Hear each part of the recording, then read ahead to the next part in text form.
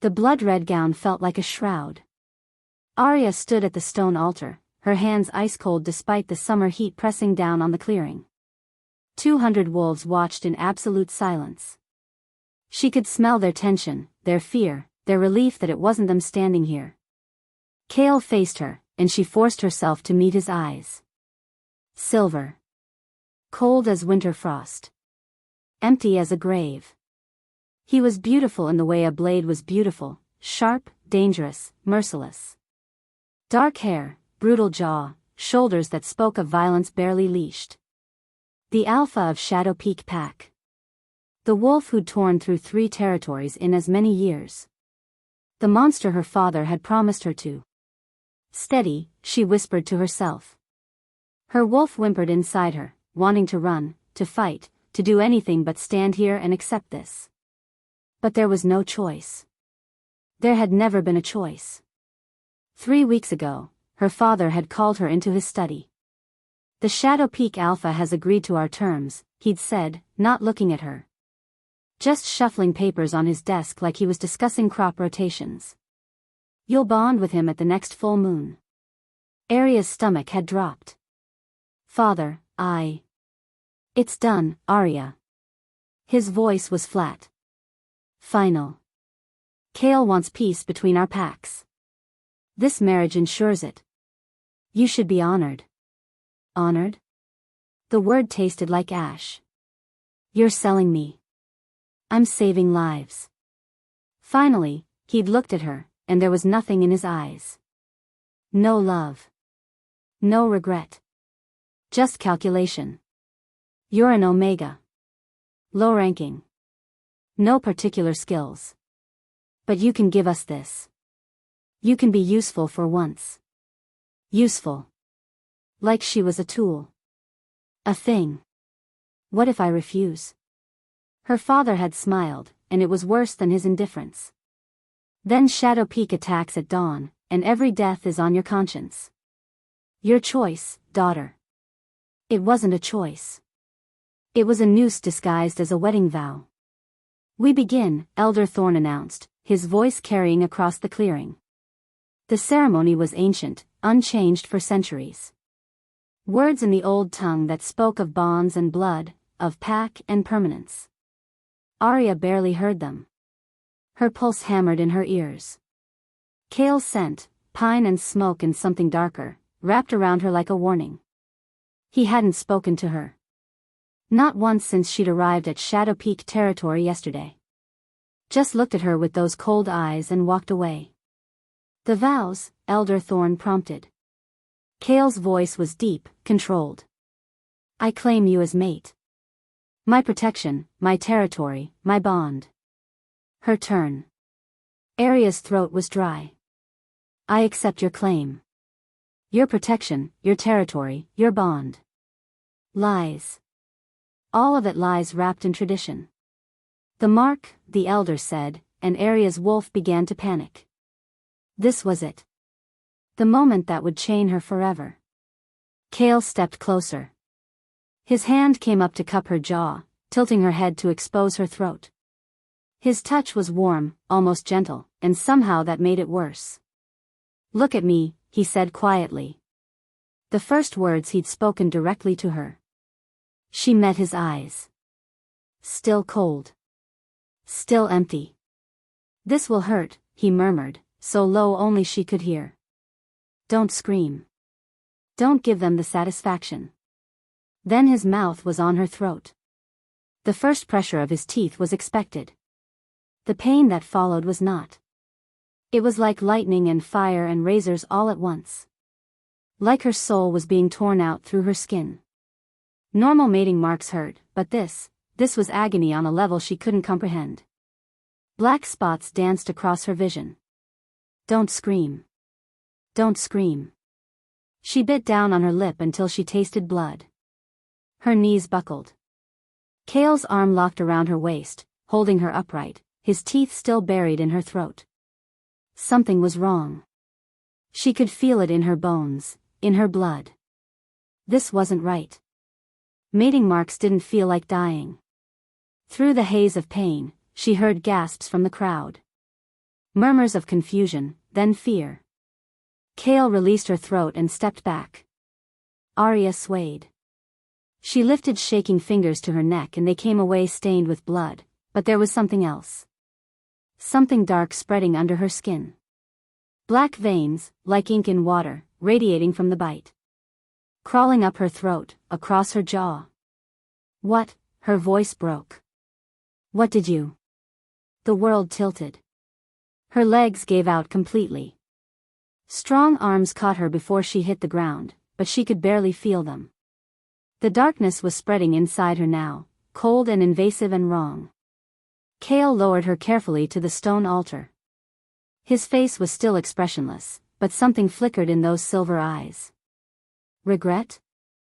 Satisfaction? She couldn't tell. Kale, Elder Thorn's voice was sharp with panic. What have you done?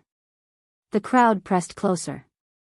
Arya could see their faces swimming above her, shock, horror, morbid fascination. Alpha, that mark. Get them back, Kale ordered, and wolves scattered at his tone. Arya tried to speak, but her tongue was thick. Heavy. The darkness was pulling her under like deep water. She could hear her heartbeat slowing, feel her wolf retreating in terror from whatever poison Kale had put in her. Elder Thorn was beside her now, his weathered face pale as he examined her throat. She felt his fingers probe the mark, heard his sharp intake of breath. No, he whispered. No, this can't be. Is it done? Kale's voice, still so calm. So cold. Done? The elder's voice cracked with outrage. With fear. You fool. You goddamned fool. Arya's vision was fading. She could only see shapes now. Shadows. The sky above was darkening, or maybe that was just her dying. She'd known this was a death sentence. Just hadn't expected it to be literal. Someone help her. A woman's voice from the crowd. Arya's pack, probably. Too late for mercy now.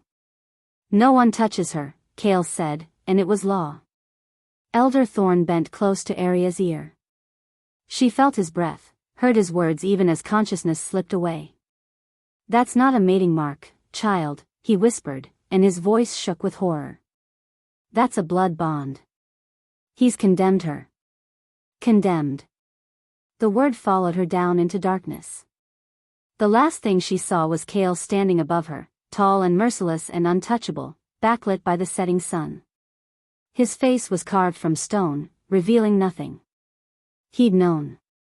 Whatever this was, whatever he'd done to her, he'd known exactly what would happen. And he'd done it anyway. If you are enjoying this video, do well to hit the like button and subscribe to this channel. Chapter 2. Pain woke her.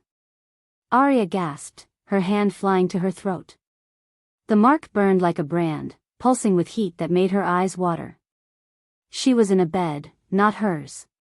Silk sheets, too soft. The air smelled wrong. Pine and smoke in him. Where? Memory crashed back. The ceremony. Kale's teeth in her throat. The darkness spreading. Elder Thorn's horrified whisper. Blood bond. Condemned. She sat up too fast and her head spun. The room tilted, then steadied. She was alone in a massive chamber, all stone walls and dark wood. A fire burned in the hearth, but it did nothing to warm the space. Everything was precise, minimal. No personal items. No photographs or books or any sign that someone actually lived here. It was like sleeping in a mausoleum. Arya swung her legs out of bed and stood on shaking legs. She was still wearing the blood-red gown, now stained and wrinkled. How long had she been unconscious? Hours? Days? She needed to see the mark. A mirror hung on the far wall, the only decorative item in the entire room. She stumbled toward it, dread coiling in her stomach. When she saw her reflection, she stopped breathing. The mark covered the left side of her throat, spreading from where Kale had bitten down. But it wasn't the usual mating mark, a neat scar that faded to silver over time. This was black as ink, shot through with veins of silver that pulsed with an unnatural glow. It moved under her skin like something alive. Like poison. No, she whispered. She touched it with trembling fingers. The moment her skin made contact, pain exploded through her. She cried out, jerking her hand away. The mark flared brighter, silver light seeping between the black veins. She could feel it inside her now, spreading through her bloodstream. Cold. Invasive. Wrong. What had he done to her? She turned away from the mirror, nausea rising. She needed to get out. Needed to run, to find help, too. The door opened. Kale stood in the doorway, and Arya's breath caught despite everything. He'd changed from his ceremonial clothes into simple dark pants and a black shirt that stretched across his shoulders.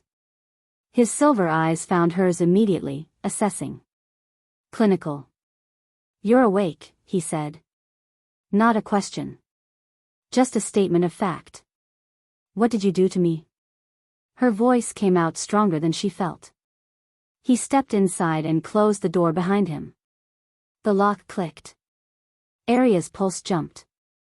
"You should rest," he said, moving toward a small table by the window. He poured water from a pitcher into a glass. "You've been unconscious for 2 days. Your body is adjusting."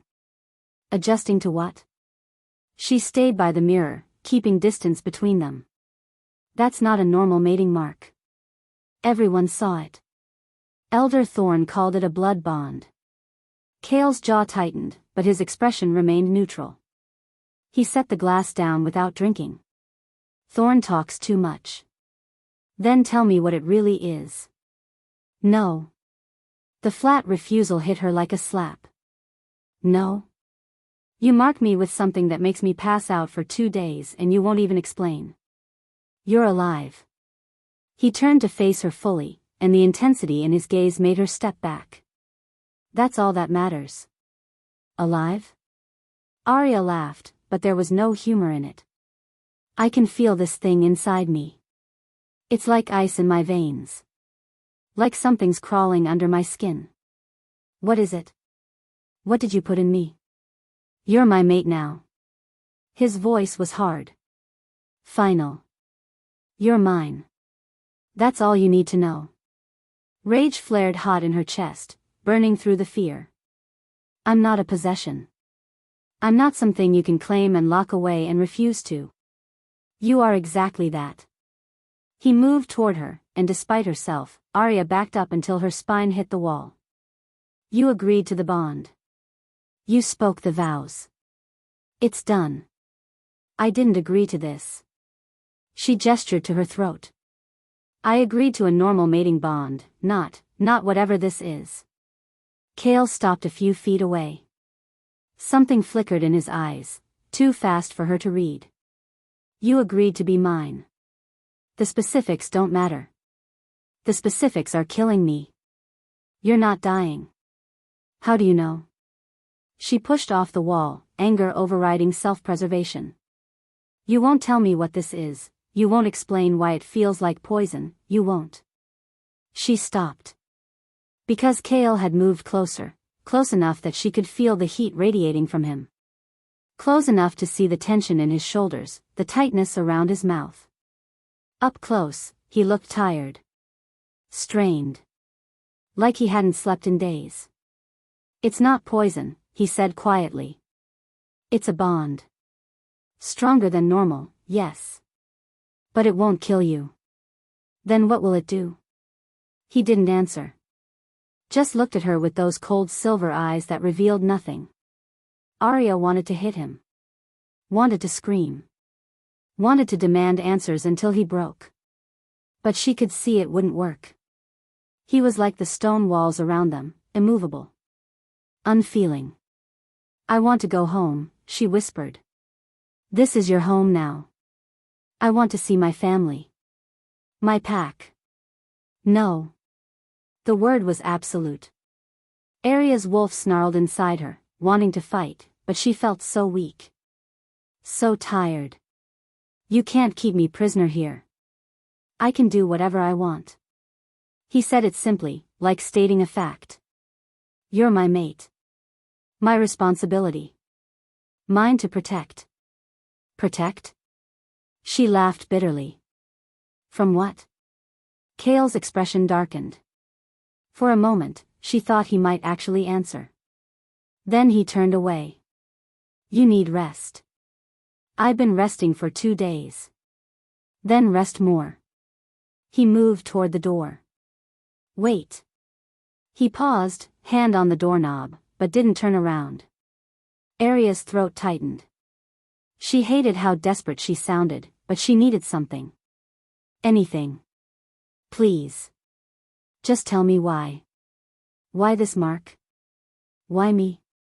I'm nobody. Just a low-ranking Omega who. You're not nobody. His voice was low, rough. Not to me. Before she could process that, he was moving back toward her. Fast. Too fast. She didn't have time to retreat before he was there, right in front of her, close enough that she could see the silver ring around his pupils. Kale. He reached up slowly, giving her time to pull away. But she didn't. Couldn't. Something held her frozen as his fingers brushed the mark on her throat. The effect was immediate and terrifying. Heat flooded through her. Not the burning pain from before, but something worse. Something that made her skin flush and her wolf purr and her body lean into his touch without her permission. She felt the bond flare between them, a living thing, pulling them together like gravity. Wrong. This was wrong. She didn't want him. Didn't want this. But her body didn't care what she wanted. Kale's thumb traced the edge of the mark and Aria's knees went weak.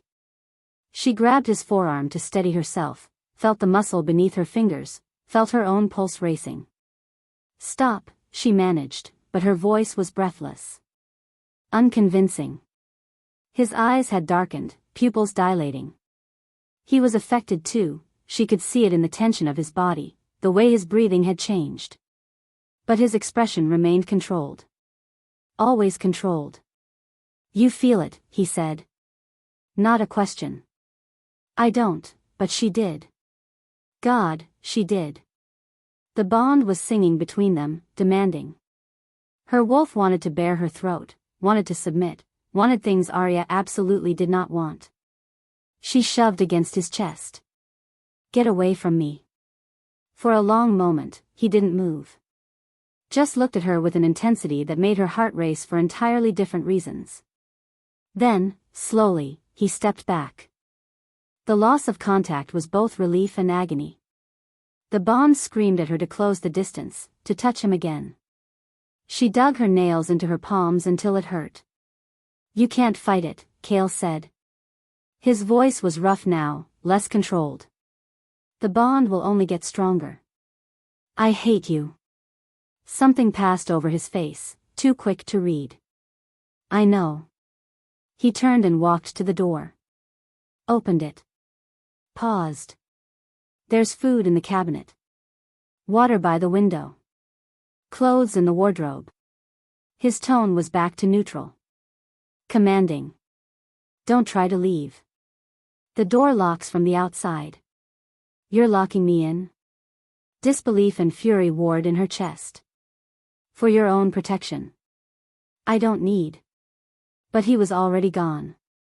The door closed behind him with a solid thunk. A moment later, she heard the unmistakable sound of a lock clicking into place. Arya stood frozen, staring at the door. Then she lunged for it, grabbing the handle and yanking. Locked. She pounded her fist against the wood. Let me out. You can't do this. Kale. No response. Just silence. She hit the door again, then slumped against it, breathing hard. Tears burned her eyes, but she refused to let them fall. She wouldn't cry. Wouldn't give him that. The mark on her throat pulsed, still warm from his touch. Still pulling at her, even through stone walls. She could feel him, she realized with horror. Could sense his presence somewhere in the building, like a compass pointing north. This was worse than being locked up. This was being chained from the inside. Arya pushed away from the door and moved to the window, desperate for air. It was large, arched, with a view of the forest beyond the pack house. Moonlight filtered through the trees. How many nights had passed? What had happened to her pack? Did they even know she was alive? She pressed her forehead against the cool glass. Then froze. Movement in the trees below. Two figures, meeting in the shadows where the moonlight didn't reach. One was Kale. She recognized his build, his stance, even in darkness. The other was smaller, wrapped in a hooded cloak. They stood close together, speaking. Then the hooded figure reached into their cloak and pulled something out. Even from this distance, Arya could see it glow. Sickly green light, pulsing like a heartbeat. Like the mark on her throat. The figure handed it to Kale. He held it up, examining it in the moonlight. The green glow cast his face in sharp relief, and for just a moment, his expression was naked. Desperate. Then he tucked it away and the two figures separated. The hooded one melted into the forest. Kale stood alone for a long moment, looking up at the pack house. Looking right at her window. Arya jerked back, heart pounding. Had he seen her? Did he know she was watching? The mark on her throat flared hot, and she knew the answer. He always knew where she was. She stayed by the window, watching until Kale disappeared back into the building. Her mind raced. A hooded figure. Dark magic, that's what that glow was, she was certain of it. What was Kale involved in? And what did it have to do with the mark burning on her throat? If you are enjoying this video, do well to hit the like button and subscribe to this channel. Chapter 3. On the fourth day, Kale unlocked the door. Arya was pacing when she heard the bolt slide back. She spun around, ready to fight, ready to demand answers about the hooded figure and the glowing object and everything he was hiding. But it wasn't Kale who entered. A young woman stood in the doorway, carrying folded clothes and a tray of food. She had warm brown eyes and dark hair braided over one shoulder. She smiled tentatively. "The Alpha says you're allowed in the common areas now," she said. "I'm Lyra. I'll show you around, if you'd like." Arya stared at her. Freedom felt like a trap. "Where is he?" "Alpha business." Lyra set the tray on the table. "He thought you might want fresh air. Real food. Company that isn't stone walls." Company sounded dangerous. But so did staying locked in this room, slowly going mad. Arya nodded. "Good." Lyra's smile widened. "Get changed. I'll wait outside."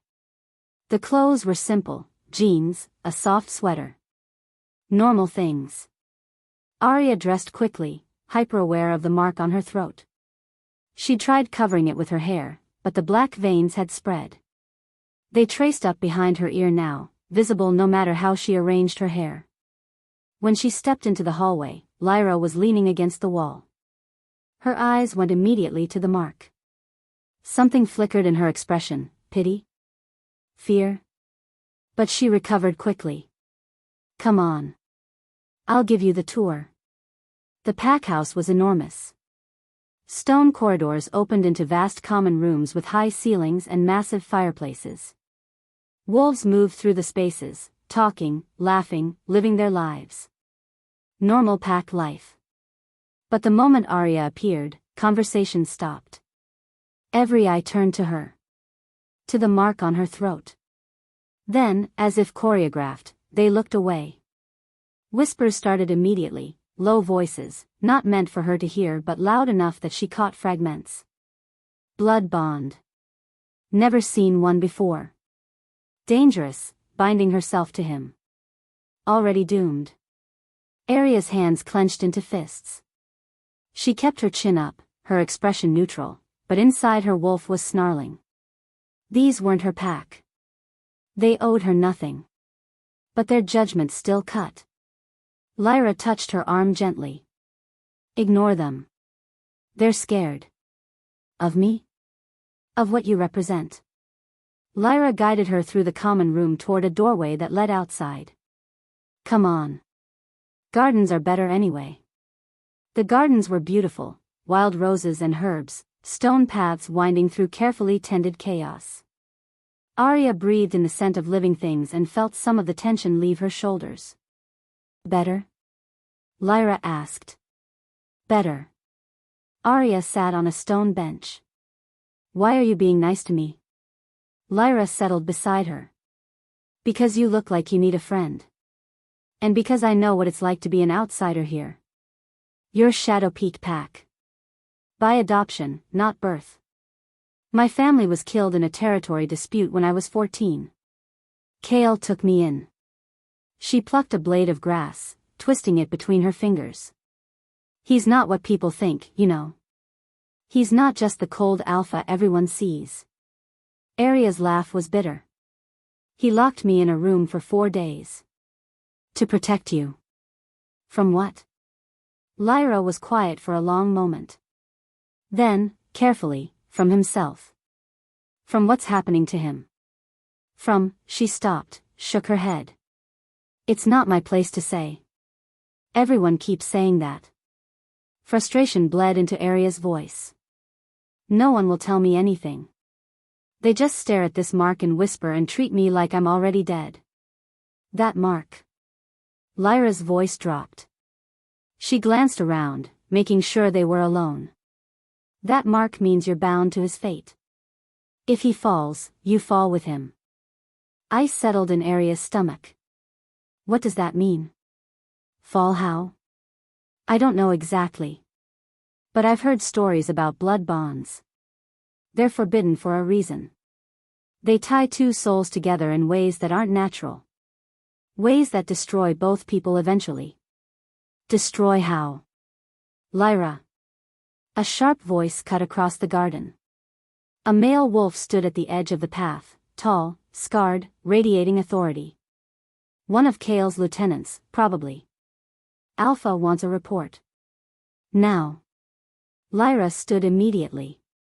I'm sorry, she said to Arya. I have to go. But listen, be careful. Keep your head down. Don't ask too many questions. Then she was gone, practically running toward the lieutenant. Arya sat alone in the garden, mind racing. Bound to his fate. Destroy both people. The mark on her throat pulsed, as if in confirmation. She needed answers. Real ones. And Kale clearly wasn't going to provide them. So she'd find them herself. Over the next 2 days, Arya explored every corner of the pack house she could access. She listened to conversations, pieced together fragments, learned the rhythms of pack life. And everywhere she went, the whispers followed. She learned that Kale had been searching for a specific Omega for years. Someone with a pure bloodline, whatever that meant. Some wolves thought it meant old pack families. Others whispered about something more, ancient bloodlines that went back to the first wolves. She learned that Kale's behavior had become erratic recently. Violent outbursts. Disappearing at night. One warrior mentioned seeing his eyes turn black during a fight, completely black, no white at all. Not natural, the warrior had muttered. Something's wrong with him. She learned that several pack members had requested transfers to other territories in the past 6 months. That Kale's second-in-command had stepped down abruptly. That the pack was fracturing from the inside, held together only by fear of their alpha. But no one could, or would, tell her about the blood bond. On the 3rd day of her freedom, Arya found the library.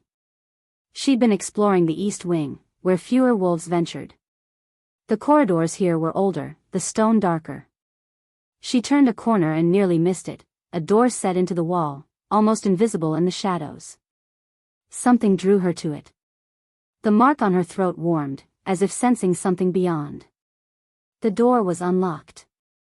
Inside was a small circular room lined floor to ceiling with books. Ancient texts, leather-bound and crumbling. The air smelled of dust and old paper and magic. Arya's heart raced. This was it. This was where she'd find answers. She started pulling books from shelves, scanning titles. Most were in the old tongue, but some had translations scrawled in the margins. Pack histories. Territory records. Genealogies going back centuries. Then, on the bottom shelf in the darkest corner, she found it. Blood bonds, the forbidden practice. Her hands shook as she pulled the book free. It was heavy, bound in dark leather that felt wrong under her fingers. She carried it to the small desk and opened it carefully. The first page showed an illustration, 2 wolves, joined by a red line from throat to throat. The text beneath was in the old tongue, but someone had translated it in faded ink. A blood bond ties 2 souls beyond the normal mate connection. It is forbidden by pack law, punishable by exile or death, for it violates the natural order. Arya read faster, turning pages. The Alpha draws power from the Omega, sustaining himself through their life force. The bond grows stronger over time, but at great cost. The Omega weakens, fades, as their energy is slowly consumed. Her blood went cold. Most Omegas bound this way survive less than a year. The strongest may last 2. But all meet the same end, drained completely, their life force consumed to feed the Alpha's power. The words blurred. Arya's hands clenched on the desk. 1 year. 2 at most. Kale was killing her. Slowly. Deliberately. That's what the mark meant. That's why everyone looked at her with pity and fear. She was already dying. A page slipped from the book, fluttering to the floor. Arya bent to pick it up, her vision swimming with tears she refused to shed. The page was older than the rest, yellowed and brittle. At the top, in elaborate script. Prophecy of the Cursed Alpha. She read the words once. Twice. 3 times, each reading making her heart beat faster. The Cursed Alpha shall bind the daughter of the first wolves.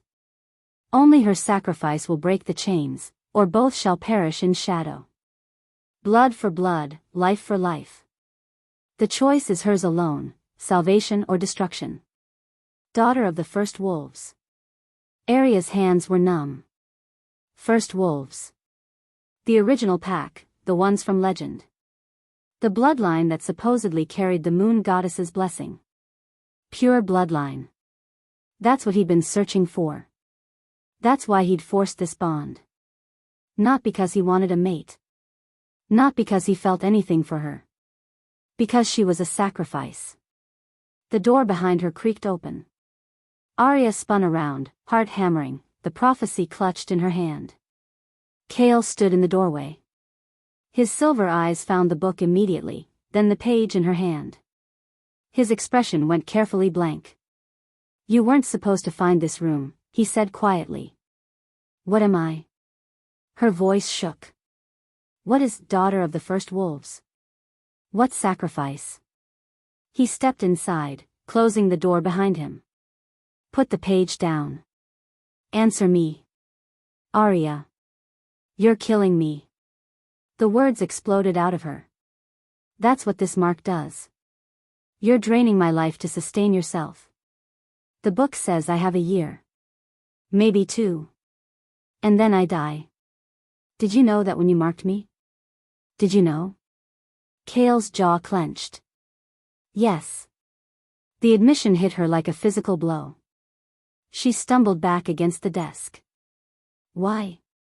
Because I had no choice. His voice was rough, strained. Because without you, I'm already dead. We're both dead. Everyone in this pack is dead. What are you talking about? He moved toward her and she saw it, the exhaustion in his face, the shadows under his eyes. Up close, he looked haunted. I'm cursed, Arya. Have been for 5 years. It's killing me slowly, turning me into something that isn't wolf anymore. Something dark. And when I fully turn, I'll slaughter everyone in my path. The warrior's words came back to her. Eyes turning black. Violent outbursts. The bond, she whispered. You're using me to fight the curse. To slow it down. To buy time. He stopped a few feet away. You're descended from the first wolves. Your bloodline is pure, untainted. The prophecy says only you can break the curse. Only your sacrifice. My death, you mean? His expression cracked. Just for a moment, she saw real pain there. I'm trying to find another way. That's why I've been meeting with. He stopped, shook his head. I'm trying. But if I can't, then I die so you can live. Then we both die. His voice was flat. The prophecy is clear. Salvation or destruction. If you die without breaking the curse, I turn fully. And I'll kill everything I touch.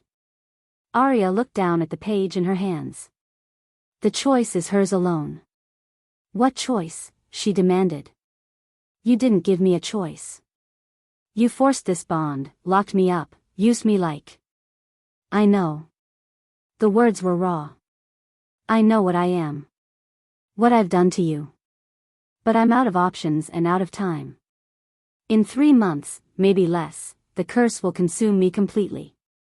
And when that happens, your death won't matter because we'll both be gone. Silence stretched between them. Arya's mind raced, trying to process everything. The curse. The prophecy. The ticking clock counting down to both their deaths. Why me specifically? She finally asked. There must be other Omegas with pure bloodlines. There aren't. I searched for 3 years. Your line is the last. Your mother, he stopped. Your bloodline is rare. Special. You're the only one who can break this. Her mother. What did her mother have to do with any of this? Before she could ask, footsteps pounded in the corridor outside. The door burst open and Lyra stumbled in, her face pale. Alpha, we have a problem. The Riverside Pack, Arya's father, he's at the border with 50 warriors. She looked at Arya, eyes wide with fear. He's demanding her return. And he says if you don't hand her over by sunset, it's war. If you are enjoying this video, do well to hit the like button and subscribe to this channel. Chapter 4. Kale sent Lyra to stall the Riverside wolves at the border. Bought them an hour, maybe 2. Then he turned to Arya. We need to talk. My office. Now. She followed him through the pack house, the prophecy still clutched in her hand. Wolves scattered out of their path. Everyone could sense the Alpha's fury, the barely leashed violence radiating from him. His office was like his bedroom, cold, sparse, functional. A massive desk dominated the space, covered in maps and reports. The only personal item was a dagger mounted on the wall, its blade dark with old blood. Kale closed the door. Locked it. Arya didn't wait.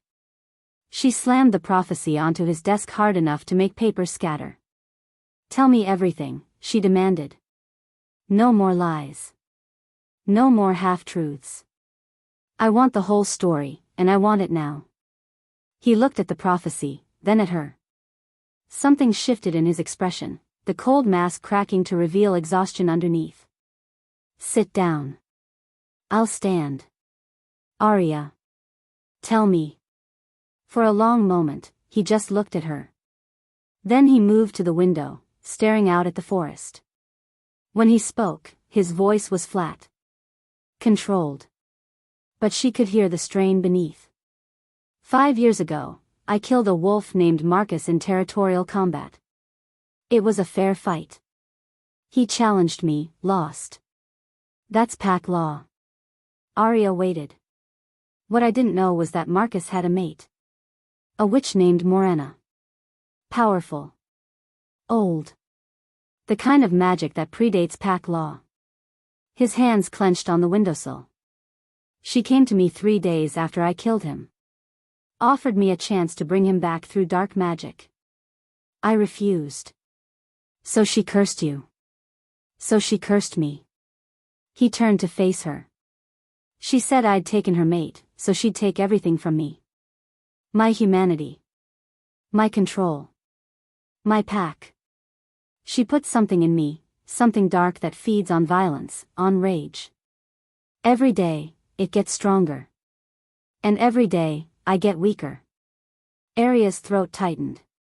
What does it do? It's turning me feral.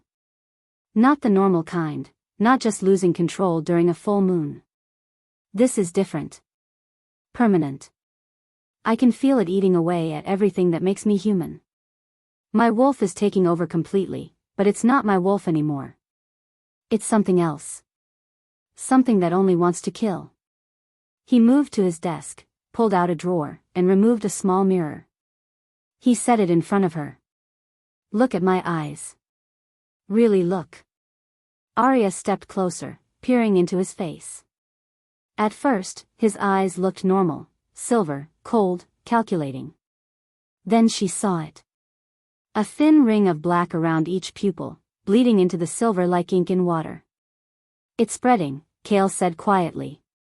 Started as just a dot in the center 5 years ago. Now it's consuming the color. When it reaches the edge, when my eyes go completely black. He trailed off. You lose yourself completely. I become a monster. A killing machine that won't stop until I'm dead or everyone around me is. He put the mirror away. I'd been fighting it for 5 years. Meditation. Control exercises. I stopped participating in territory disputes. Avoided anything that might trigger violence. But it's not enough. It's never been enough. Aria's hands trembled. She forced them still. The blood bond. That's how you're fighting it now. Yes. He sat heavily in his chair. I researched everything, every text, every legend, every scrap of information about curses and how to break them. Most sources said it was impossible. But then I found references to blood bonds. To the power of the first bloodlines. My bloodline. The daughter of the first wolves. The prophecy was specific. Only someone descended directly from the original pack could break a curse this strong. So I started searching. Traced genealogies, investigated bloodlines across every territory. Most had been diluted over centuries, mixed with human blood, other supernatural creatures. But yours. His eyes met hers. Your line is pure. Unbroken for over 1,000 years. The weight of it settled on her shoulders. 1,000 years of ancestry, leading to this moment. To her. That's why you needed me specifically. You're the only one who can break the curse. The only one who might save me. Save my pack. He leaned back, looking more tired than she'd ever seen him. But the blood bond, it's not a cure. It's a delay. I'm drawing power from you, using your pure bloodline to keep the darkness at bay. But it's temporary. How temporary? The text said months. Maybe a year, if you were strong enough. Aria's laugh was hollow. And then what? I die and you turn into a monster anyway. No. Then you break the curse. He pulled the prophecy toward him, reading the words again. Only her sacrifice will break the chains. I thought if I had time, I could figure out what that meant. What kind of sacrifice? There had to be a way that didn't end with your death. But you haven't found one. Not yet. Rage built in her chest, hot and consuming. So you marked me. Bound me. Started draining my life force, all on a hope that maybe you'd figure something out before you killed me. Yes. The simple admission was somehow worse than any excuse would have been. Aria's nails dug into her palms. I'm not a person to you. I'm a resource. A tool. Something to be used up and discarded. No. He stood, moving around the desk. Your. What? Your mate. Your partner? She laughed bitterly. You don't even know me. You researched my bloodline like I was livestock. Arranged a marriage with my father like I was property. Forced a bond that's killing me. Tell me, Kale, what part of that says I'm anything more than a means to an end? His jaw clenched. I'm trying to save lives. My pack. Your pack, she cut him off. Always your pack. What about my life? What about what I wanted? I had plans. Dreams. A future. And you took all of it because you decided your survival was worth more than mine. My survival means 300 wolves don't die. His voice rose for the first time, raw with emotion. If I turn feral, I'll kill everyone in this pack before anyone can stop me. Men. Women. Children. Everyone. And then I'll keep killing, spreading through territory after territory until someone finally puts me down. How many deaths is that worth? 1,000? 10,000? So I should die to save them? I'm trying to find another way. He slammed his hand on the desk. Why do you think I've been meeting with witches? Trading favors with dark magic practitioners? I've spent every night for the past 4 days searching for answers. For anything that might break this curse without costing your life. 4 days? You've had me here 4 days and you've been working on this for 5 years. Her voice cracked. How much time do you think I have left? The question hung between them. Cale's expression shuddered. The text said months, he said quietly.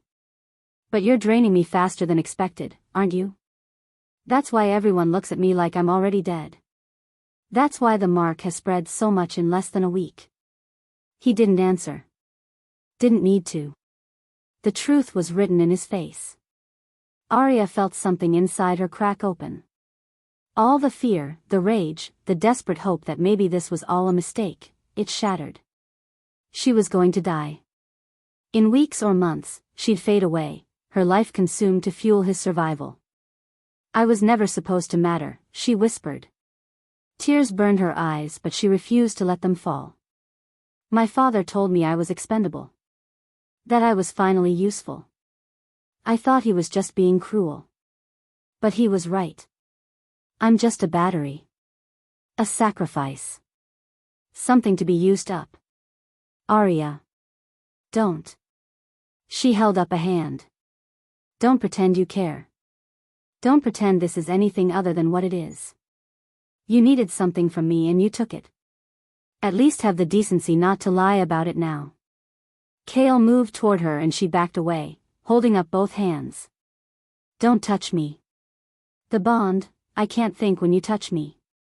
It makes me feel things I don't feel. Want things I don't want. He stopped. For the first time since she'd met him, he looked uncertain. Vulnerable. I didn't want this, he said quietly. I didn't want to hurt you. If there had been any other way. But there wasn't. And you chose. You chose your pack over me. Your life over mine. She wiped at her eyes roughly. I understand it. I even understand why. But don't expect me to forgive it. I'm not asking for forgiveness. His voice was rough. I'm asking for time. Let me keep searching. There are more witches to consult, more texts to research. The prophecy says sacrifice, but it doesn't specify what kind. Maybe it's not death. Maybe. Maybe you're lying to yourself because the alternative is too terrible to face. Cale flinched. Actually flinched. Before he could respond, pain lanced through Arya's chest. Sharp. Sudden. Like something had grabbed her heart and squeezed. She gasped, stumbling. Cale was there immediately, catching her before she fell. Arya? What's wrong? I don't, another wave of pain. Worse this time. Her vision went gray at the edges. Something's wrong. Warmth dripped onto her lip. She touched it with shaking fingers. They came away red. Blood. Her nose was bleeding. No. Cale's face went white. No, not yet. It's too soon. The door burst open. Lyra rushed in, followed by an older woman Arya didn't recognize, pack healer, based on the herb scent clinging to her. Alpha. Lyra's voice was tight with panic. We did the blood work like you asked. The results, she looked at Arya, stricken. She's fading. Fast. Faster than any recorded case. The healer moved to Arya, checking her pulse, examining the mark. Her expression grew grimmer with each passing second. How long? Kale demanded. The healer straightened. At this rate? Weeks. Maybe 3. Maybe less. The room tilted. Arya heard someone make a broken sound and realized it was her. 3 weeks. She had 3 weeks before the mark consumed her completely. There has to be a way to slow it down, Kale said. His hands on her shoulders were the only thing keeping her upright. Herbs. Magic. Something. Nothing will stop it, Alpha. The bond is too strong. It's consuming her faster than her body can regenerate. The healer's voice was gentle but firm. I'm sorry. There's nothing I can do. Kale's grip tightened.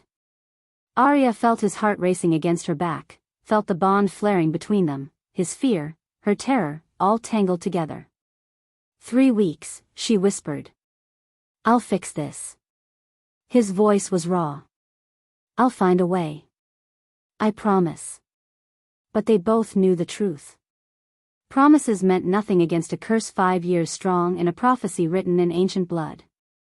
The clock was ticking. And Arya was running out of time.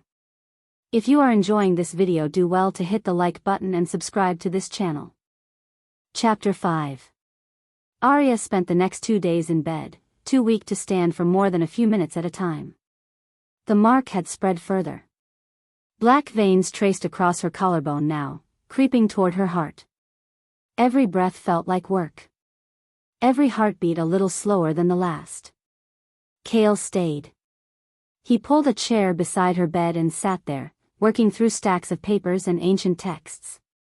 Sometimes he read to her, old pack histories, legends about the first wolves. His voice was steady, almost gentle. Like if he just kept talking, he could keep her tethered to life. She hated that it helped. Hated that his presence eased some of the pain. The bond was doing that, she knew, making her crave him even as he killed her. You should sleep, he said on the second night. His voice was rough from hours of reading. Can't. Her own voice was barely a whisper. The dreams. He set down the book he'd been studying. What dreams? My mother. Arya closed her eyes, too tired to keep them open. She keeps calling to me. What does she say? Daughter of moonlight. Over and over. Daughter of moonlight. She felt herself drifting, the fever pulling her under again. I don't know what it means. Kale was quiet. Then she felt his hand cover hers, warm, solid. Real. Sleep, he said softly. I'll be here. And he was. Always there when she woke gasping from fever dreams, always present in the chair beside her bed. The guilt was eating him alive, she could see it in the shadows under his eyes, the tightness around his mouth. Good. He should feel guilty. But some traitorous part of her softened every time he brought her water, adjusted her pillows, read to her through the long nights. Some part of her that the bond had twisted into something she didn't recognize. On the third day, Arya woke to find the room empty. Panic flared. She struggled to sit up, her body protesting. Where was he? Had something happened? Was the curse? The door opened. Not Kale. Lyra. Easy, Lyra said, rushing to her side. Don't push yourself. Alpha is meeting with the pack warriors. Your father's getting impatient at the border. Right. Her father. The war he'd threatened. Let him attack, Arya said bitterly. What do I care? I'll be dead in 2 weeks anyway. Don't talk like that. Why not? It's true. She slumped back against the pillows. 3 weeks, the healer said. It's been almost 4 days. The math isn't hard. Lyra was quiet for a moment. Then she sat on the edge of the bed, her expression troubled. There might be a way, she said quietly. Arya's heart jumped. What? I shouldn't say anything. Alpha would be furious if he knew I told you. Lyra, please. Arya grabbed her hand. If there's any chance. Lyra glanced at the door, then leaned closer. The witch who cursed him. Morana. She's the only one with power strong enough to break what she made. Kale said he's been meeting with witches. He must have tried her already. He hasn't. Won't even consider it. Lyra's voice dropped even lower. She lives in the Forbidden Grove, about 30 miles north. No wolf has entered that territory in 50 years and survived. The place is soaked in dark magic, it drives wolves mad, turns them feral. Alpha says it's too dangerous, that even approaching would trigger the curse faster. But she's the only one who can help. Maybe. Or maybe she'd just kill you both for the satisfaction. Lyra squeezed her hand. I'm not saying you should go.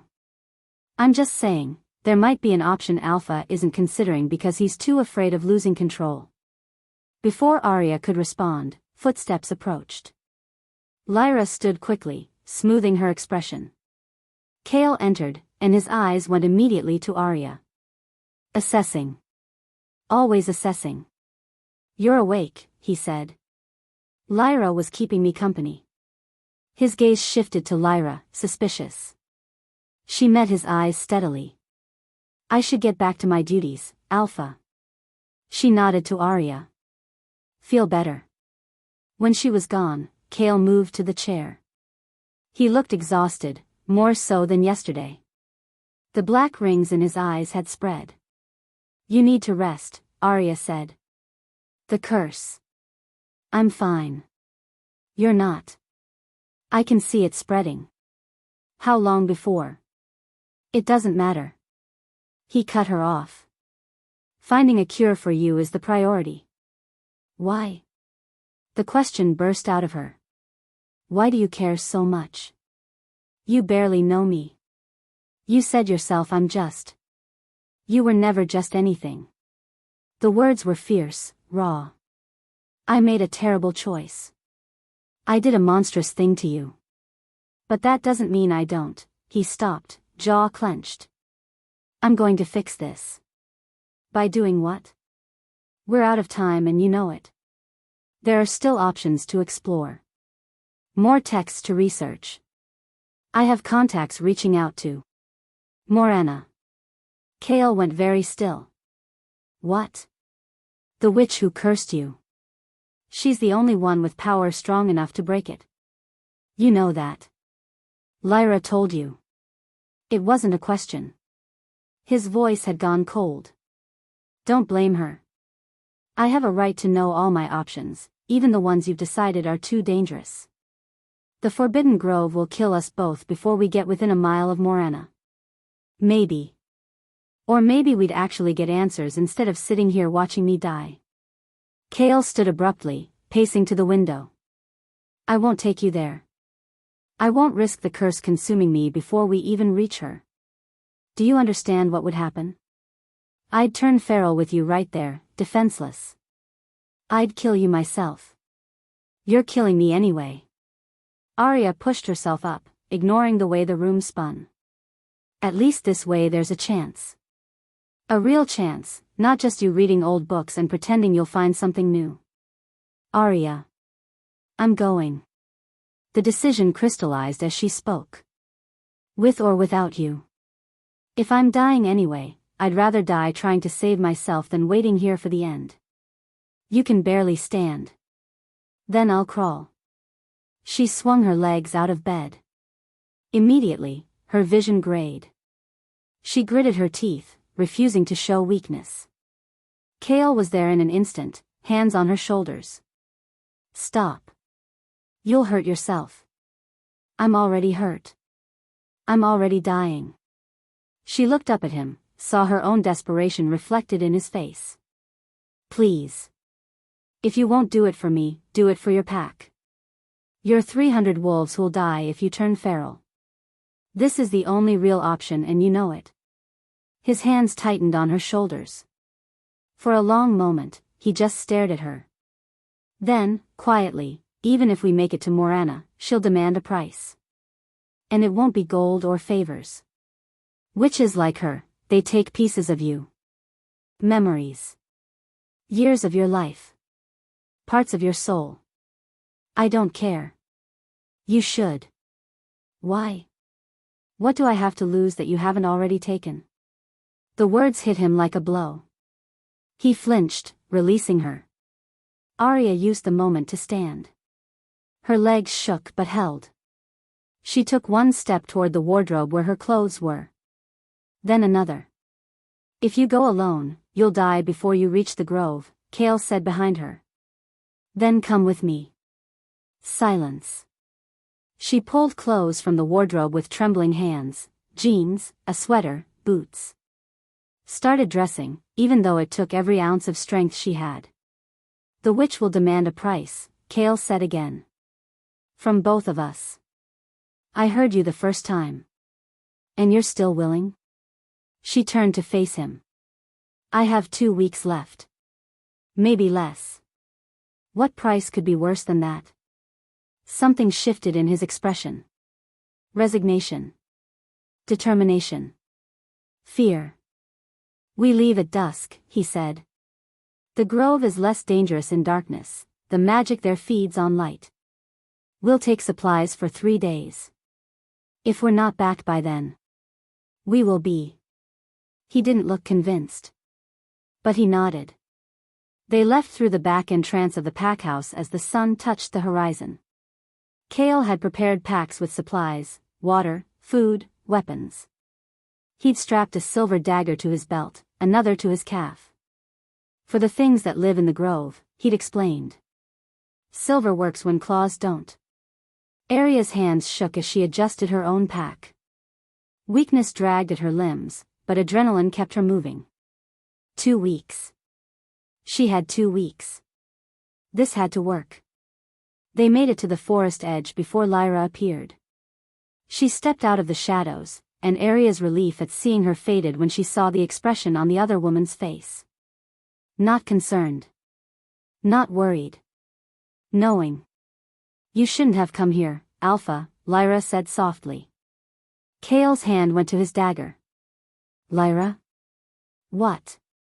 Movement in the trees. Dozens of figures emerging from the darkness.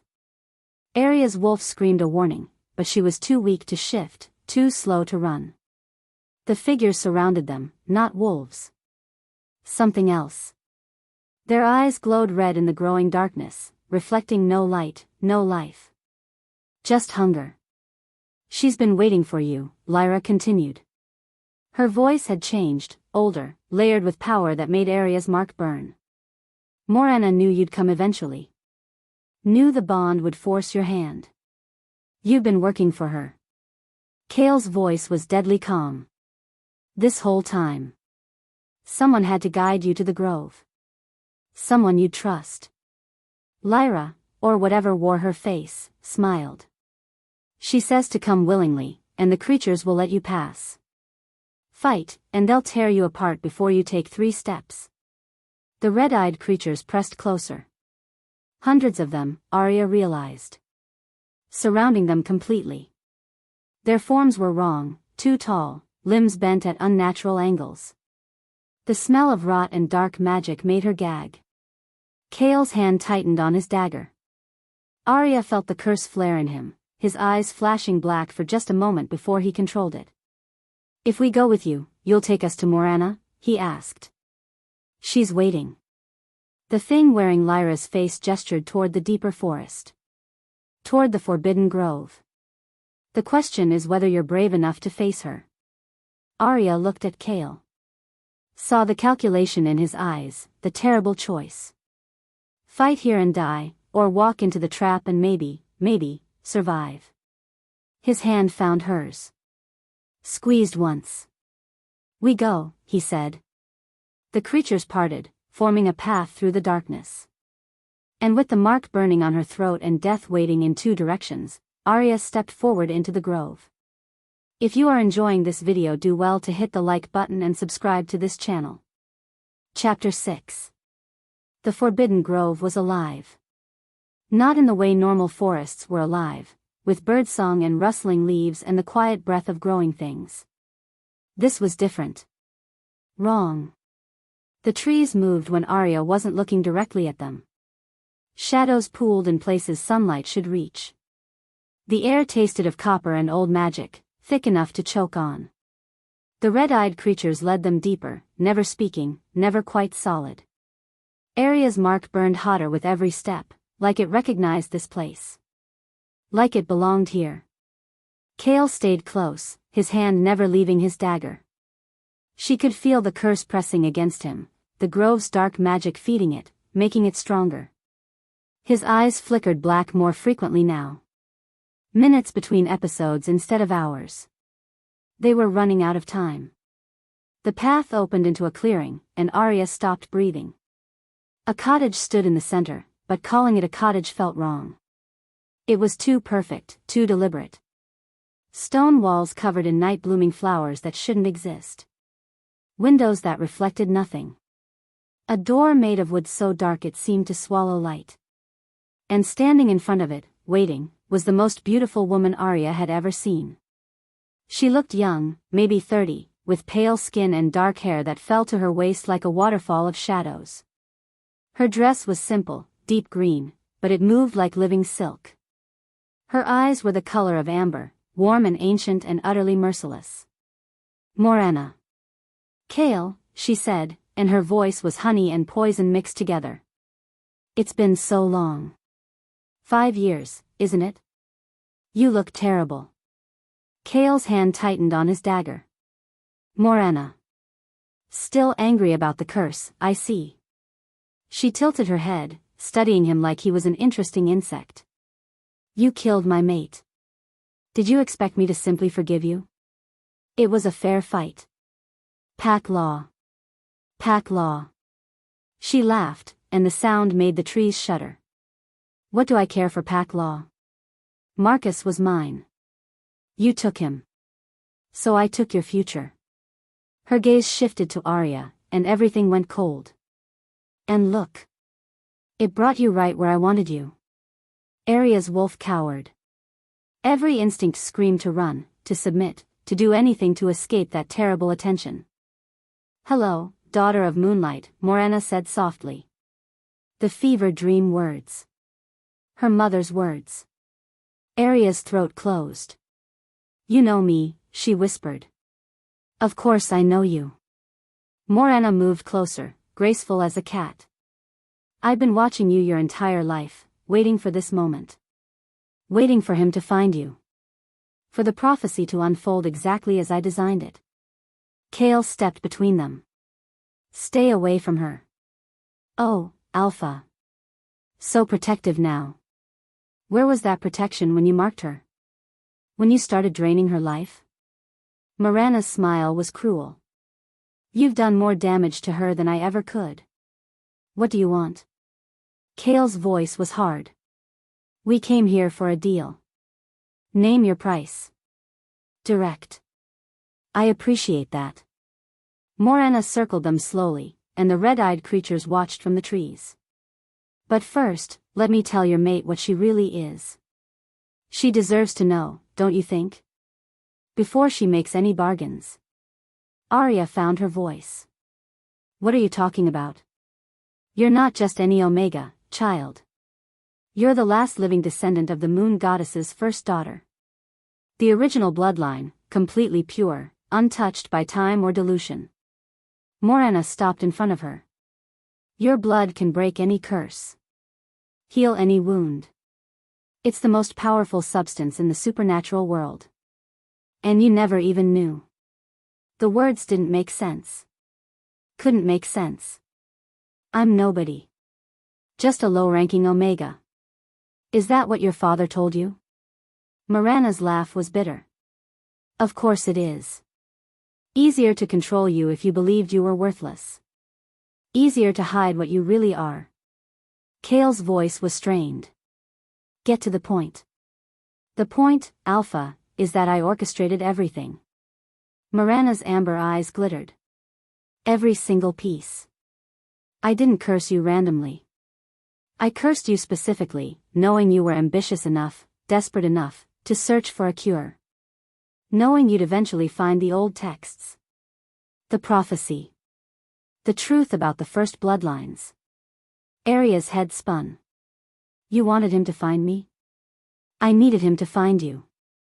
Because you, my dear, are the only one who can give me what I want. Morana turned away, moving toward her cottage. Come inside. This story requires wine. The cottage interior was worse than the exterior. Books lined every wall, but they were bound in materials Arya didn't want to identify. Herbs hung from the ceiling, some she recognized, most she didn't. A fire burned green in the hearth.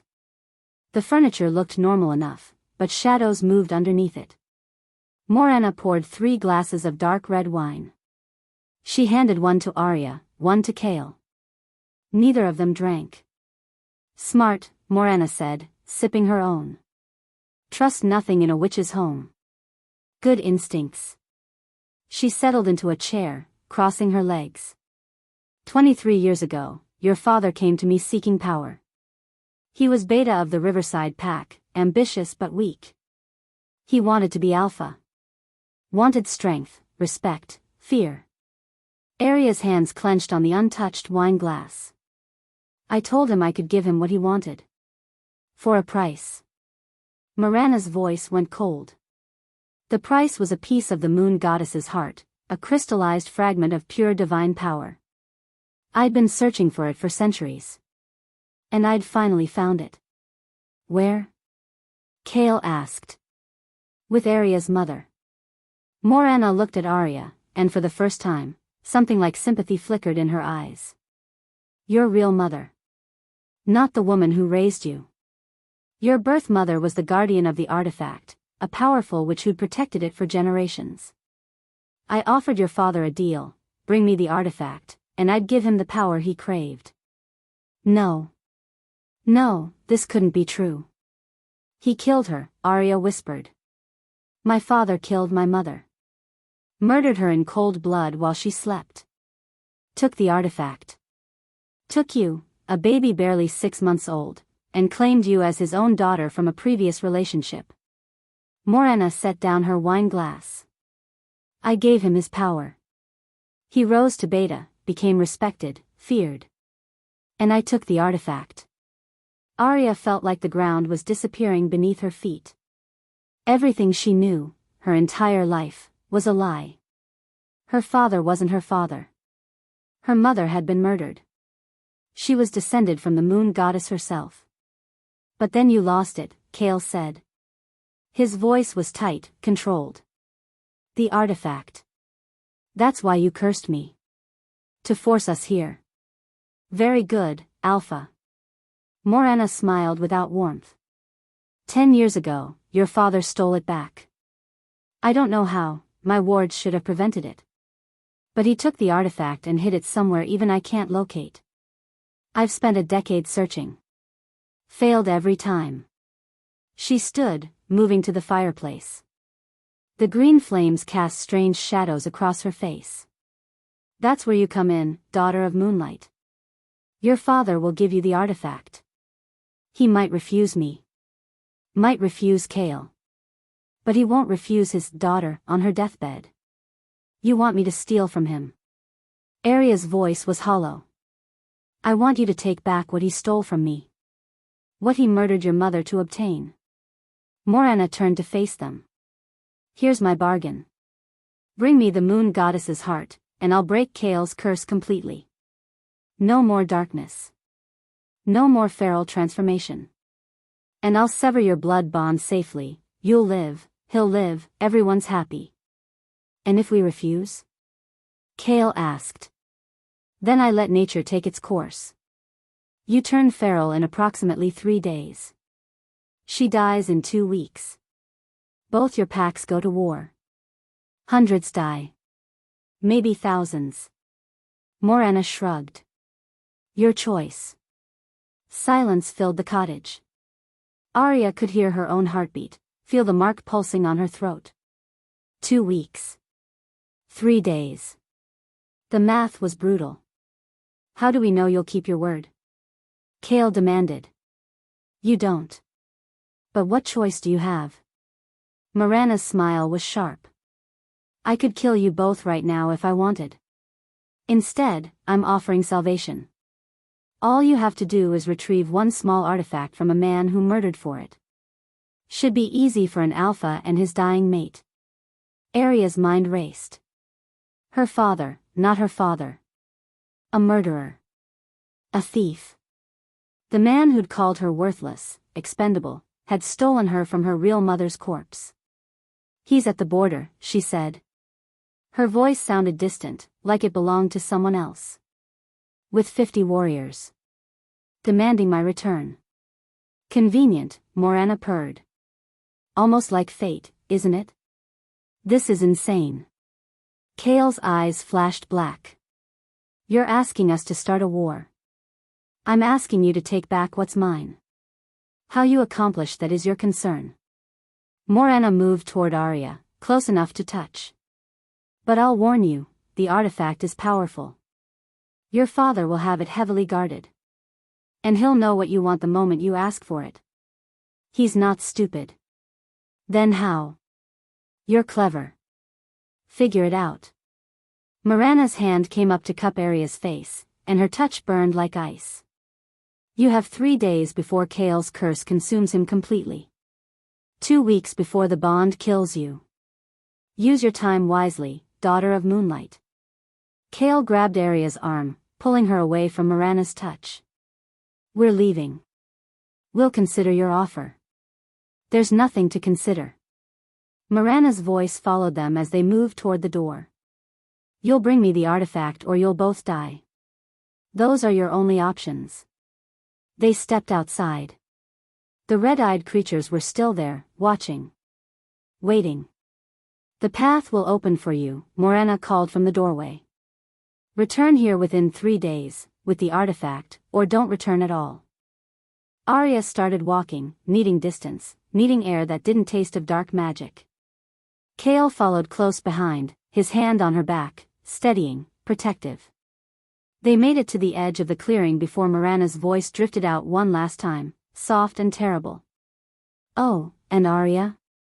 One more thing. Arya stopped. Didn't turn around. Your father didn't just steal from me, child. Morana's words were almost gentle. Almost kind. He murdered your real mother to get the artifact. But do you know why she let him close enough to kill her? Arya's blood turned to ice. Because she loved him. Because she trusted him. Because she believed he'd protect you. A pause. You're not who you think you are, daughter. You never were. The words followed them through the grove, through the darkness, through the red-eyed creatures that parted to let them pass. And with every step, Arya felt her entire life crumbling behind her, replaced by terrible truths she'd never wanted to know. If you are enjoying this video, do well to hit the like button and subscribe to this channel. Chapter 7. They reached the riverside border at dawn. Arya's childhood home looked smaller than she remembered. The pack house stood solid and familiar against the rising sun, surrounded by territory she'd run through as a child. Warriors lined the perimeter, her father's 50, weapons ready, eyes tracking their approach. She felt nothing. No nostalgia. No belonging. Just cold purpose.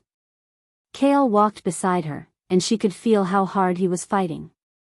The curse had gotten worse since leaving the grove, his eyes flickered black every few minutes now, his breathing labored. The dark magic of that place had fed the darkness inside him, accelerated it. They had maybe 2 days. Less if they were unlucky. You don't have to do this, Kale said quietly. I'll go in alone. Demand the artifact. Start a war if I have to. He won't give it to you. He'll die first. Arya kept her gaze forward. But he might give it to his dying daughter. Or at least tell me where it is before he refuses. Arya. I need to hear it from him. Need to hear him admit what he did. Her voice was steady, but inside she was screaming. I need to look him in the eye when he tells me he murdered my mother. They reached the line of warriors. Arya recognized most of them, had grown up around them. Some looked uncomfortable. Others just looked away. Her father emerged from the pack house. Beta Marcus. The man who'd raised her. Fed her. Told her she was worthless. The man who'd murdered her real mother and stolen her as a baby. He looked older than she remembered. Grayer. But his eyes were the same, cold, calculating, assessing threats. Arya. His voice was carefully neutral. You look unwell. I'm dying. No point in pretending. The blood bond is killing me. I have 2 weeks at most. Something flickered in his expression. Satisfaction? Regret? She couldn't tell. Then you shouldn't have agreed to it. He shifted his attention to Kale. Alpha. You have my daughter. Our agreement is fulfilled. The marriage prevented war. You can release her now and we'll take her home to die in peace. No. Arya stepped forward before Kale could respond. I'm not here to be rescued. I'm here because you have something I need. Marcus's eyes narrowed. I have nothing you need. The moon goddess's heart. The artifact you stole from Morena. The one you murdered my real mother to obtain. The silence that followed was absolute. Warriors shifted uncomfortably. Someone whispered a question. Marcus's face went carefully blank. I don't know what lies that witch told you. They weren't lies. Arya's voice cut like a blade. Were they?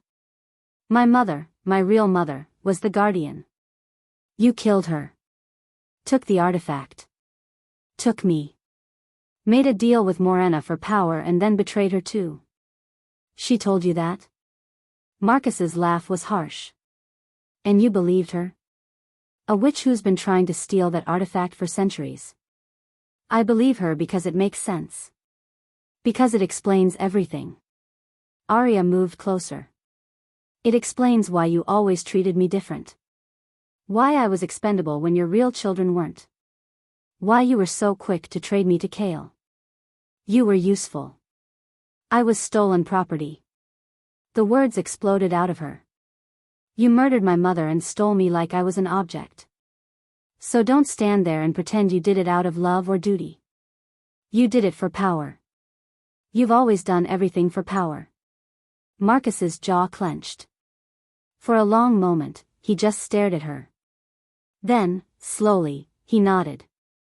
Yes, he said simply. I did. The admission hit her like a physical blow.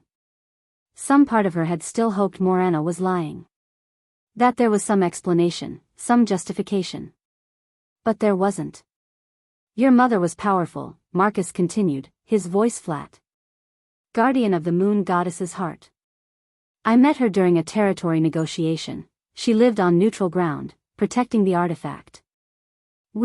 There was an attraction. I visited her for months. Courted her properly. And then you murdered her. I asked her to give me the artifact first. Explained how it could protect my pack, strengthen our territory. She refused. Said it was too dangerous, that the power would corrupt anyone who used it. His expression hardened. She was wrong. I've used it for 23 years and it's kept this pack safe. Made us strong.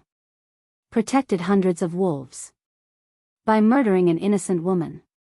By making a hard choice. Marcus stepped closer. She wouldn't have given it willingly. Would have fought me if I'd tried to take it. So I waited until she was asleep. Made it quick. Painless. Arya's stomach turned. And me? You were 6 months old. Crying in your crib. He said it so casually, like discussing weather. I couldn't leave you there. So I took you. Told my pack you were mine from a previous relationship. Raised you as my own. Raised me? Her voice shook. You told me I was worthless. Expendable. You traded me like livestock. Because you were useful for exactly one thing, preventing war with Shadow Peak. I gave you purpose. You should be grateful. The words were so callous, so cold, that for a moment Arya couldn't breathe. This man, this monster, had stolen her entire life and felt no remorse.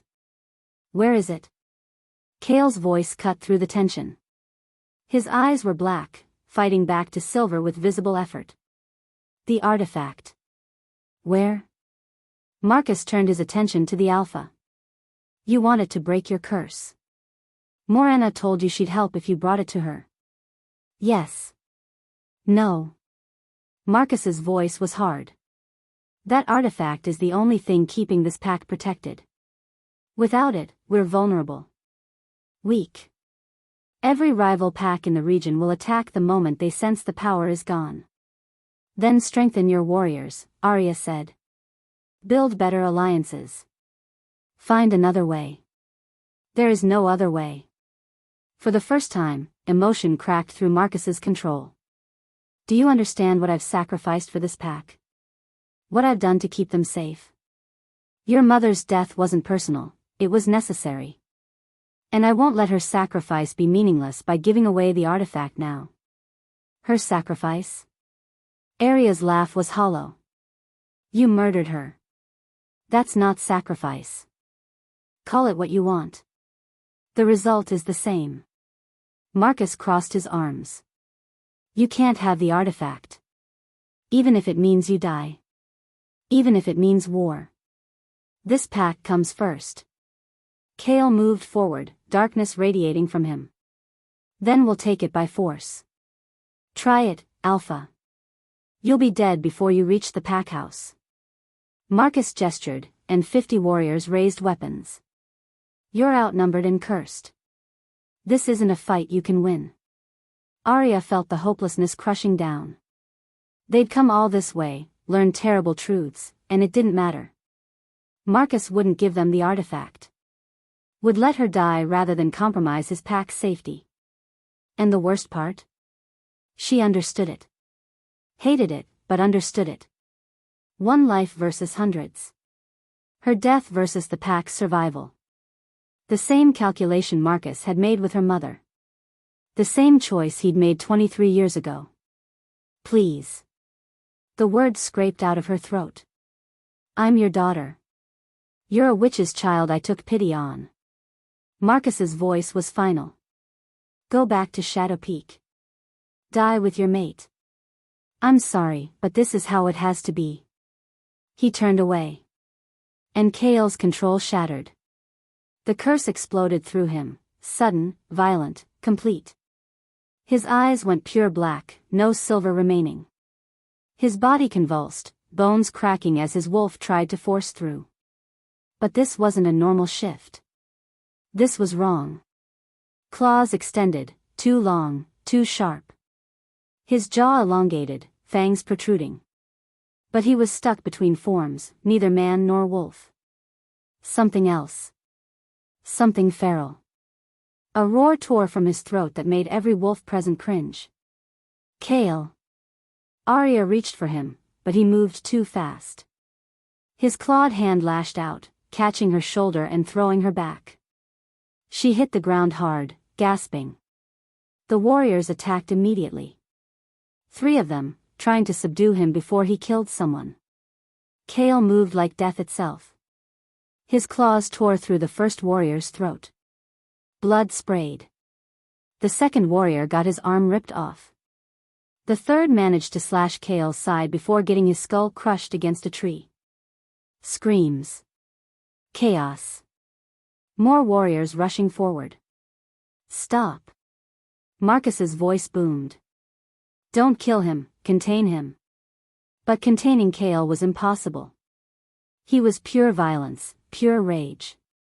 The curse had consumed him completely, turned him into the monster Morena had promised. And he was looking at Arya. She scrambled backward as he stalked toward her, black eyes fixed on her throat. On the mark that connected them. The bond was screaming, she could feel his mind, lost in darkness, recognizing her only as prey. Kale, please. Her voice shook. Fight it. I know you're in there. He lunged. Arya rolled aside, his claws missing her by inches. She ran, not away from the pack house, but toward it. If the artifact was inside, if she could find it while everyone was distracted. Warriors tried to stop her. She dodged, too small and fast for them to grab easily.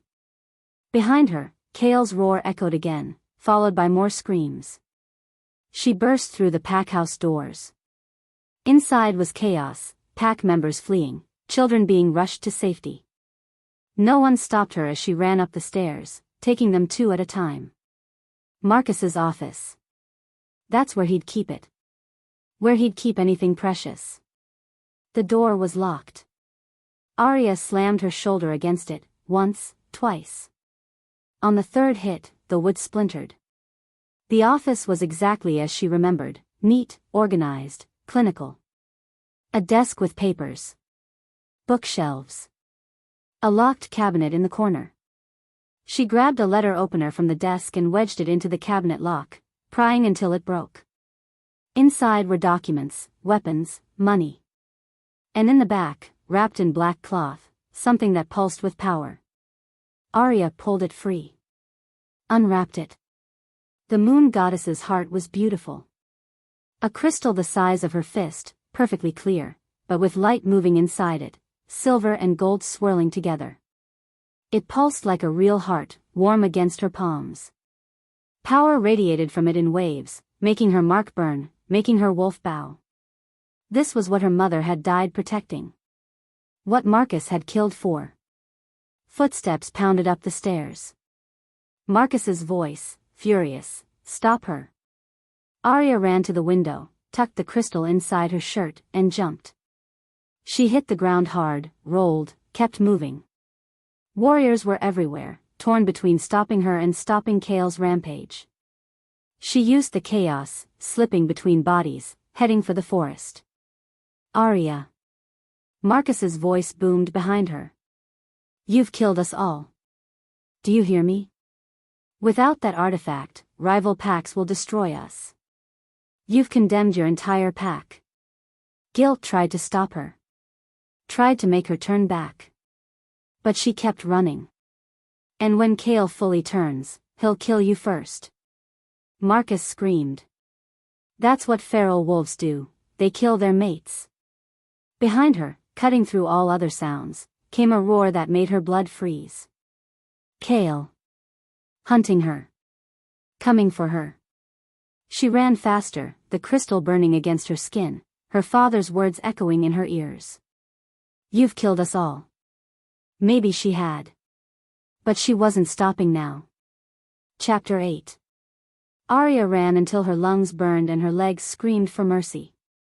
The forest was a blur around her, trees, rocks, darkness. The crystal pressed against her chest, hot as a coal, pulsing in rhythm with her racing heart. Behind her, she could hear pursuit. Footsteps. Snarls. And somewhere in the chaos, that terrible feral roar that used to be Kale. She had maybe a 2-hour head start before he tracked her down. Less if the curse gave him speed she couldn't match. The Forbidden Grove was 30 miles north. In her condition, weak and dying, it would take all night to reach it. If she reached it at all. Her father's words haunted every step, "You've killed us all." Had she? The Riverside Pack had never wanted her, never valued her. But there were innocents there, children, elders, wolves who'd done nothing except be born into the wrong pack under the wrong leadership. Would they really be destroyed without the artifact? Or was that just Marcus trying to manipulate her one last time? She pushed the thoughts away. Focused on running. On surviving. The mark on her throat flared suddenly, hot and sharp. Arya stumbled, catching herself against a tree. The bond was screaming, she could feel Kale through it, feel the curse consuming every part of him. His humanity was gone. Only the beast remained. And it was coming for her. She forced herself forward. The grove. She just had to reach the grove. Give Morana the artifact. Break the curse before. Movement in the trees ahead. Arya skidded to a stop, heart hammering. A figure stepped out of the shadows, and relief flooded through her. Lyra.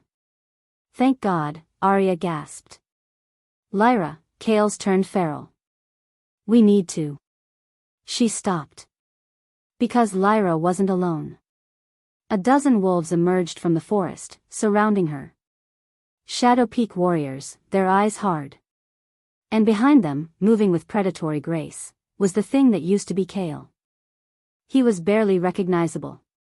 Still stuck between human and wolf, his body twisted into something nightmarish. Black eyes fixed on her with nothing but hunger. Blood stained his claws, whose blood, she didn't want to know. I'm sorry, Lyra said quietly. Morana's orders. We bring you both to the grove. Alive if possible. Arya's hand closed around the crystal through her shirt. You've been working for her this whole time. Someone had to make sure the prophecy unfolded correctly. Lyra's expression was genuinely regretful. I didn't want it to be like this. But Morana doesn't accept failure. Kale moved closer, and the warriors tensed. Even feral, even cursed, he was their alpha. They feared him. Kale. Arya kept her voice steady, though her whole body shook. I know you're in there. I know you can hear me. Fight it. Please. The black eyes didn't flicker. Didn't show any recognition. He lunged. Arya dove aside, his claws tearing through her sleeve instead of her throat. She hit the ground, rolled, came up running. The warriors closed in, trying to hurt her, but she was faster, desperation giving her strength she shouldn't have. She made it 10 feet before Kale's hand closed around her ankle. The world inverted. She slammed into the ground face first, tasting blood. His weight pressed down on her back, claws digging into her shoulders. She felt his breath on her neck, on the mark, and knew he was going to tear her throat out. Kale. She screamed it. If you kill me, the bond kills you too. We both die. For just a moment, the pressure eased. The black eyes flickered, just for a second, with something that might have been recognition. Then it was gone. His jaws opened wide. The crystal in her shirt exploded with light. Pure silver gold radiance burst out, blinding, searingly bright. Kale roared and jerked back, his hands smoking where they'd touched her. The light spread from the crystal, washing over everything, and Arya felt power surge through her veins. The mark on her throat blazed like the sun. She gasped as the bonds suddenly reversed. Instead of Kale draining her life force, she felt the crystal's power flooding into him through their connection. Pure divine energy, washing away the curse's darkness like light burning through shadow. Kale screamed. His body convulsed, black veins standing out against his skin as the curse fought to maintain its hold. But the crystal was stronger, the moon goddess's own heart, ancient and absolute. The transformation was agonizing to watch. His twisted form writhed, bones cracking back into place. The black in his eyes receded inch by inch, fighting, losing. His claws retracted. His jaw reformed. And then he collapsed beside her, gasping, fully human again. The light faded. Arya lay there, stunned, the crystal now cool against her skin. Around them, the warriors stood frozen in shock. Impossible, Lyra breathed. The curse should have been permanent. Only Morana could break it. Arya pushed herself up on shaking arms. Looked at Kale, who was breathing hard, his eyes, his normal silver eyes, staring at her in disbelief. The crystal, Arya whispered. It broke the curse. My blood plus the artifact. She looked down at the mark on her throat. It was still there, still black and silver, but it wasn't spreading anymore. Wasn't draining her. The prophecy said only my sacrifice could break the chains. But it didn't mean my death. It meant giving up the artifact, Kale said hoarsely. Using its power through the bond. and condemning my pack. The guilt crashed back down. Marcus was right. Without this, Riverside is defenseless. They'll survive. Kale sat up slowly, still weak. Packs survived for thousands of years before that artifact existed. They'll adapt. Or they'll be slaughtered. That's not your fault. His hand found hers, squeezed. Your father made his choices. You made yours. You chose to live. Had she? Or had she just chosen differently than Marcus, her life over the pack's safety, instead of the pack's safety over her mother's life? We need to move, Lyra said. Morana's waiting. She'll want the artifact. No. Arya pulled the crystal from her shirt, holding it up. It pulsed with light, responding to her touch in a way it never had for Marcus. This belonged to my mother. It's mine by right. And I'm not giving it to Morana. The warriors shifted uneasily. Lyra's expression went carefully neutral. That's not wise, she said quietly. Morana doesn't accept no. Then she can try to take it from me. Arya stood, holding the crystal close.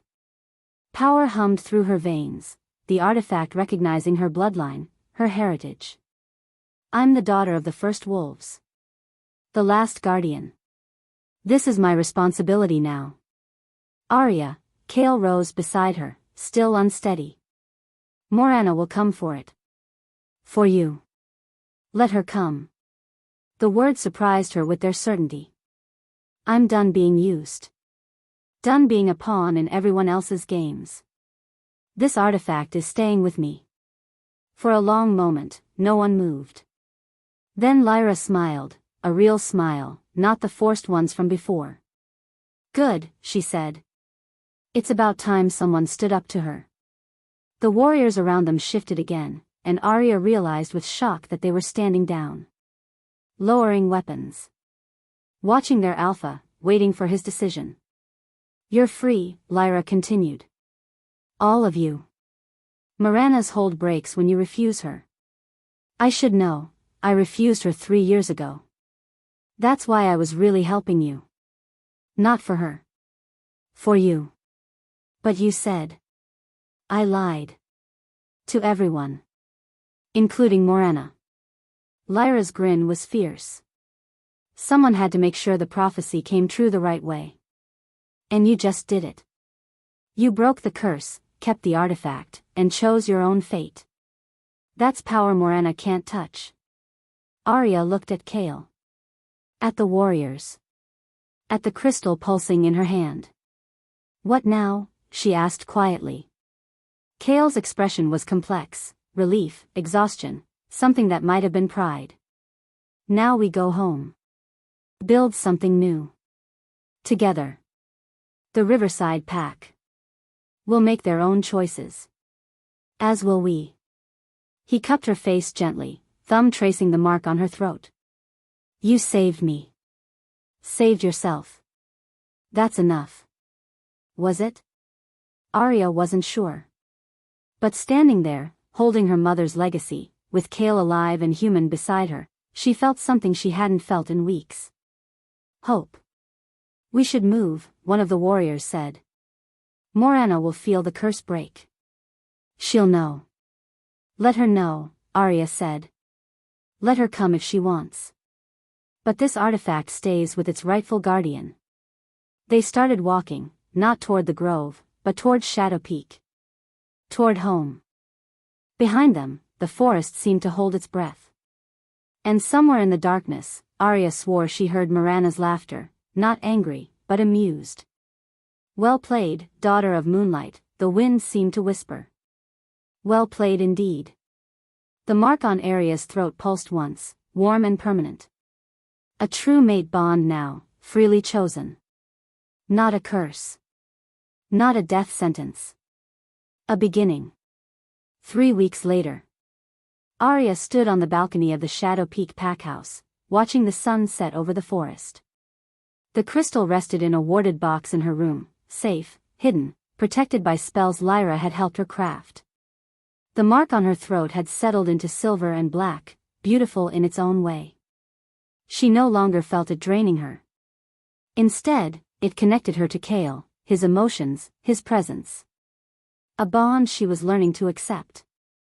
Riverside Pack had survived Marcus's loss of the artifact. Barely. They'd lost territory, lost pride, but they'd adapted. Built new alliances. Marcus himself had been challenged and defeated by a younger wolf who promised reform. Arya felt no guilt for his fall. Only quiet satisfaction. Arms wrapped around her from behind. Kale's warmth pressed against her back, solid and real and wonderfully human. "What are you thinking?" he murmured against her hair. "That 3 weeks ago, I was dying. And now." She turned in his arms, looking up at him. "Now I'm exactly where I'm supposed to be." His silver eyes, clear, curse-free, held hers. "I never thanked you. For saving me. For choosing to fight. You never apologized. For marking me without permission. For nearly killing me." "I know." His expression grew serious. "I can spend the rest of my life apologizing and it won't be enough. What I did," she pressed her fingers to his lips, silencing him, "was terrible. And I won't pretend it wasn't. But you gave me something too. A purpose. A place. A future I didn't know I wanted. A future with a cursed alpha and a broken pack. A future with a man who fought a curse for 5 years to protect his pack. Who's been working every day since to rebuild what was broken. Who looks at me like I matter." She smiled. "I could do worse." He kissed her then, soft, gentle, full of promise. The mark on her throat warmed, the bond singing between them. When they finally pulled apart, Kale's forehead rested against hers. "The mark that was meant to destroy you became the symbol of your power," he whispered. "You took a curse and turned it into salvation. For both of us." "We saved each other," Arya corrected. "That's what mates do." Together, they watched the sun disappear below the horizon. And for the first time since the blood-red ceremony that had bound them, Arya felt truly free. The prophecy had been fulfilled. The curse was broken.